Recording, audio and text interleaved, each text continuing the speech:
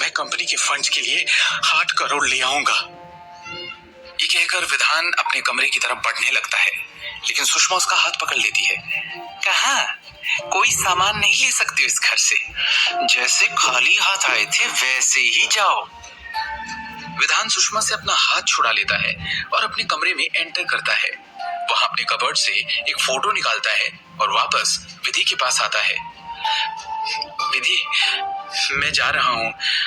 सासू माँ ये नहीं समझेगी कि हम दोनों के बीच क्या है, लेकिन तुम जानती हो। विधान इस वक्त विधि की आंखों में देख रहा था। पीछे से सुषमा बोली, अरे ओ, इमोशनल ब्लैकमेल छोड़ो और जाके 8 करोड़ रुपए लेके आओ। मैं भी देखती हूँ इतना निकम्मा आदमी 3 दिन में क्या कर सकता है, गधा दामाद। ये कहते हुए सुषमा को बड़ा मजा आने लगता है और वो एक कमीनी सास की तरह बार बार दोहराने लगती है, गधा दामाद, गधा दामाद।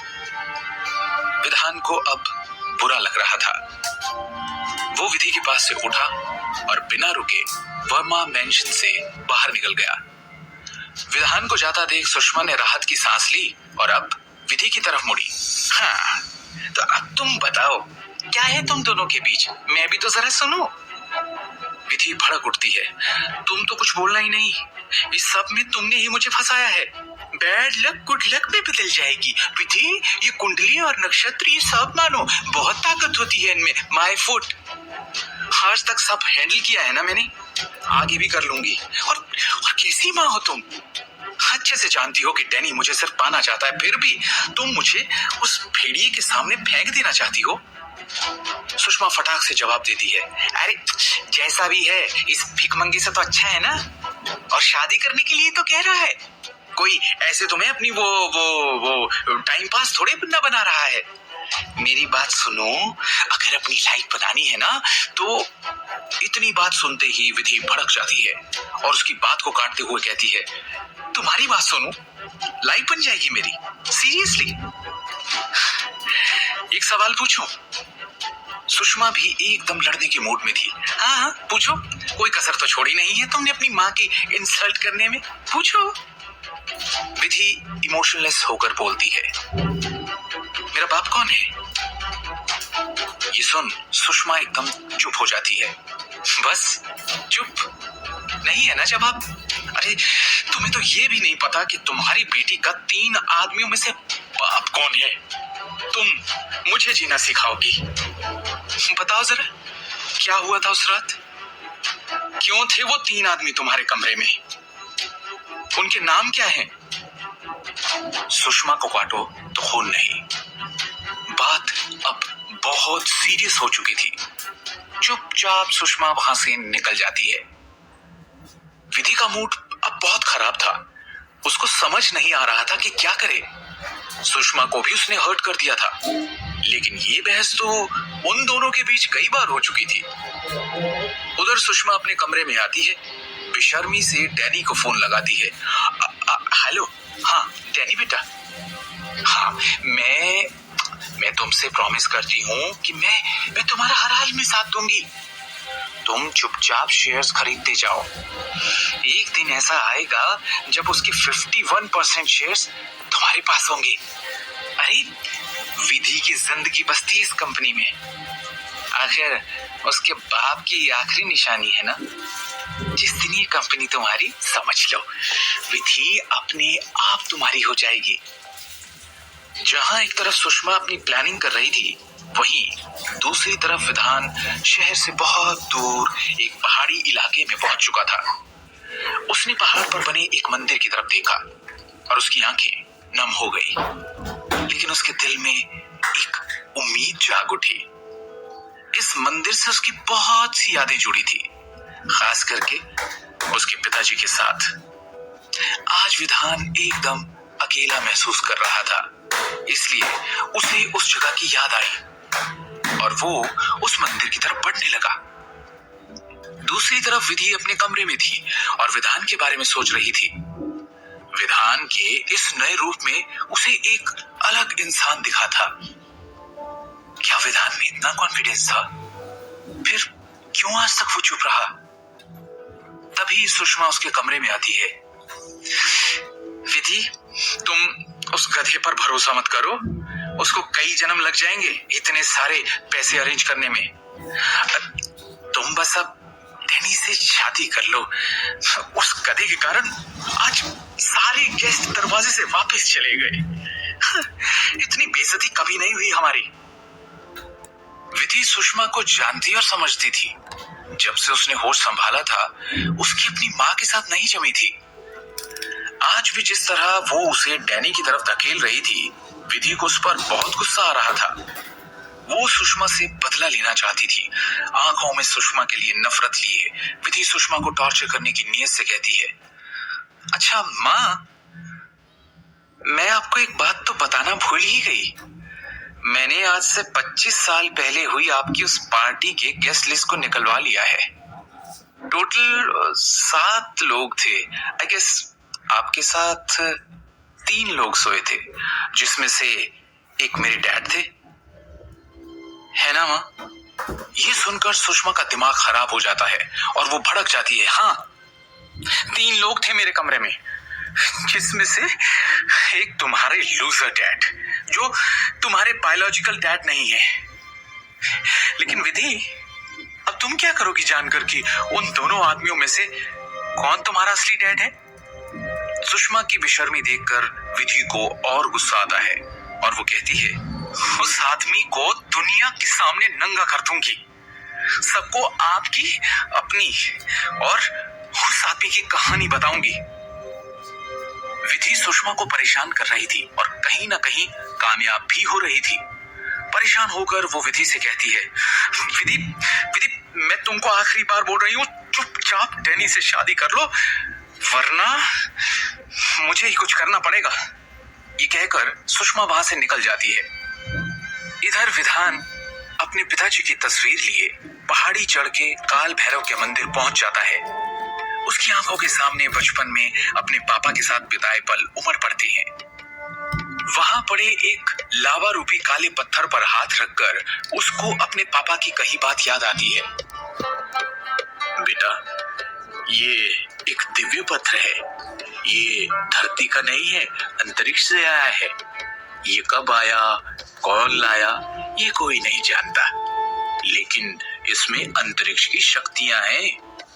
विधान, तुमको मेडिटेशन करनी चाहिए। तुम्हारी कुंडली मेडिटेशन को सपोर्ट करती है, और अगर तुम इस मंदिर में इस पत्थर के सामने बैठकर मेडिटेशन करोगे तो तुम्हें अपने अस्तित्व से जुड़े सारे सवालों के जवाब आसानी से मिल जाएंगे। अपने पिता को याद कर विधान की आंखें नम हो जाती हैं और वो उस पत्थर को अपने हाथों से छूने लगता है और छूते छूते कहता है, हे अंतरिक्ष की महान शक्तियों, मेरा उद्धार कर दो। आज मैं तुम्हें अपने आप को समर्पित करता हूँ।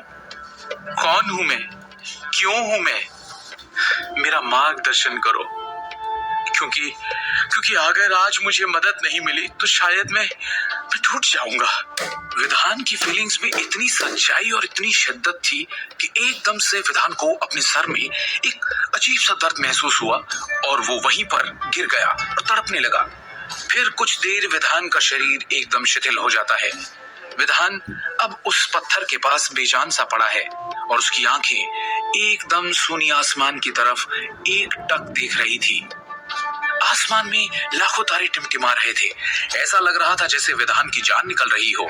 तभी विधान की आंखों के सामने कुछ नजारे एक फिल्म की तरह गुजरने लगते हैं। विधान को आकाश गंगा में अपने पिताजी दिखाई देते हैं, मुस्कुराते हुए, अपना हाथ विधान की तरफ बढ़ाते हुए।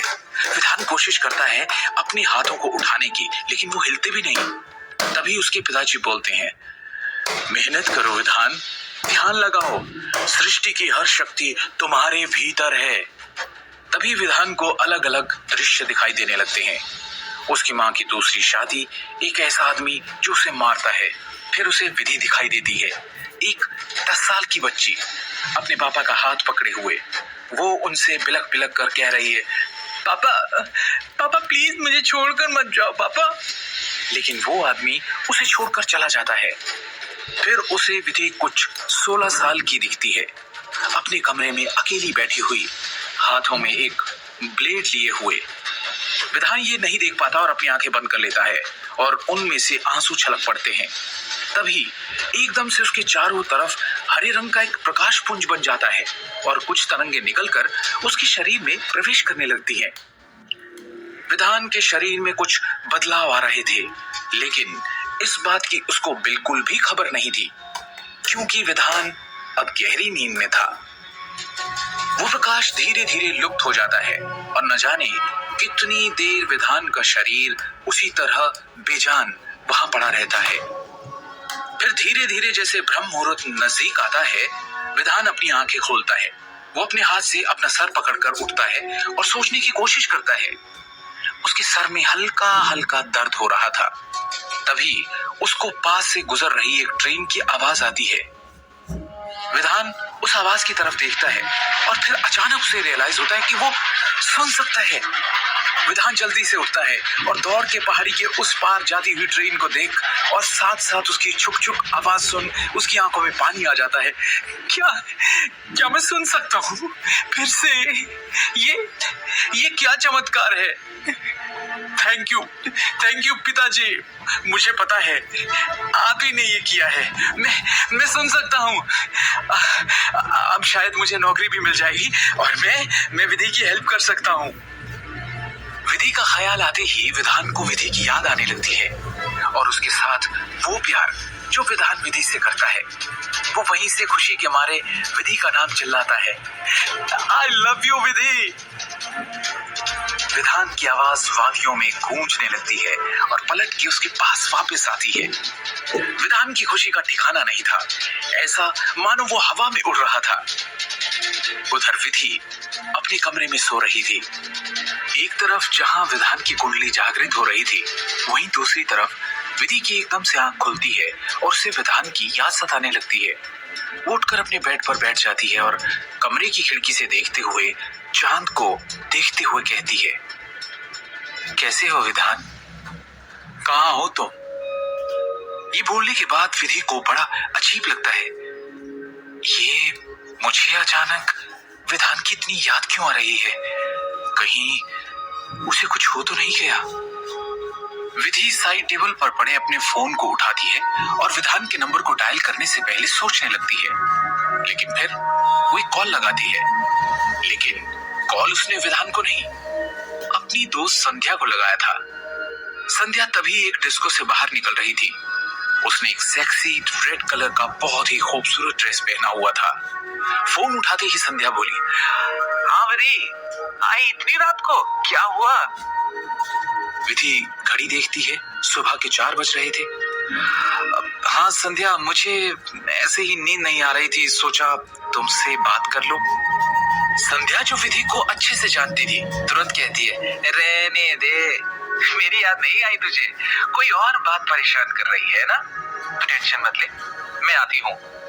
ये कहकर संध्या कॉल डिस्कनेक्ट कर देती है और अपनी लैम्बोर्गिनी में बैठकर खुद गाड़ी चलाने लगती है। गाड़ी उसी पहाड़ी के नीचे से गुजर रही थी जिस पहाड़ी से विधान नीचे उतर रहा था। तभी संध्या की गाड़ी तेज आवाज के साथ डिसबैलेंस होती है। संध्या अपनी गाड़ी को संभालने की बहुत कोशिश करती है, लेकिन गाड़ी संभल नहीं रही थी। सामने बनी स्क्रीन पर लाल सिग्नल भी ब्लिंक करने लगता है और उसके डिस्प्ले स्क्रीन पर दिखता है कैसे गाड़ी के टायर में कील लग गई थी। नीचे आते विधान को यह आवाज सुनाई देती है और उसका ध्यान उस डगमगाई गाड़ी की तरफ जाता है, लेकिन इससे पहले कि वो कुछ कर पाता, गाड़ी पहाड़ी में जा एक तेज आवाज के साथ टकरा जाती है। एक्सीडेंट इतना जबरदस्त था कि गाड़ी के परखचे उड़ चुके थे और संध्या का जिंदा बच पाना लगभग एक चमत्कार जैसा ही था। वहीं पास एक झाड़ी के पीछे 3 नकाबपोश छिपकर बैठे ये नजारा देख रहे थे। एक आदमी फोन पर किसी से कहता है, बॉस, एक लैम्बोर्गिनी हाथ लगी है, मालदार पार्टी लगती है। फोन काट कर तीनों नकाबपोश गाड़ी की तरफ आगे बढ़ते हैं। संध्या जोर से आवाज लगाती है, प्लीज प्लीज हेल्प मी। विधान को संध्या की पुकार सुनाई देती है। क्या विधान जानता है ये विधि की बेस्ट फ्रेंड संध्या है? क्या विधान संध्या को उन गुंडों से बचा पाएगा?